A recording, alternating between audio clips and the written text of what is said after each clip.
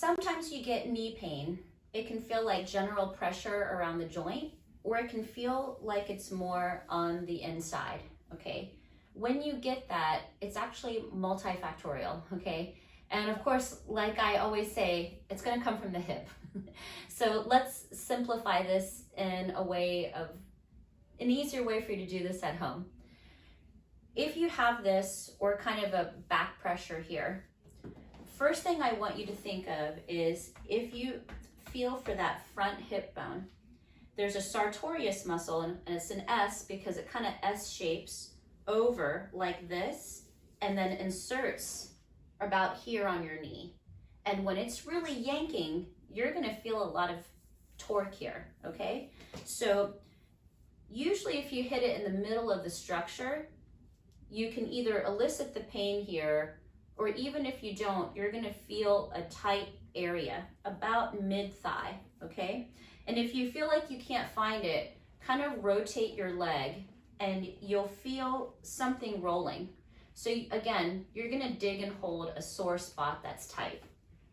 Dig and hold, and you're gonna move until you feel the sore spot release. And again, you can use your elbow, whatever's easier. Don't pay attention to the weight, that's for something later. Okay, so now you've released your sartorius a bit.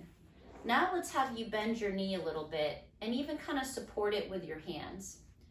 If you let your toe or whole ankle turn in, you want it to turn your shin in. Okay, so it's not just your ankle, you're doing it for the sake of your shin. When you do that, I want you to be digging into the back of your knee when you feel that muscle rotate, okay? You'll feel it pop into your fingers when your shin turns in. Dig into that muscle. Does it feel great? Absolutely not.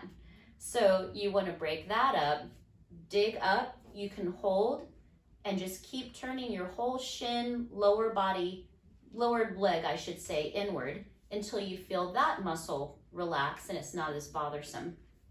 That's your popliteus. So you just got your sartorius and your popliteus, okay? Those are two muscles that kind of torque at the knee. When those are soft, again, you can use your other leg as a gauge to see, is it as soft as the other side? Now here's a little trick if you're able to really relax, okay?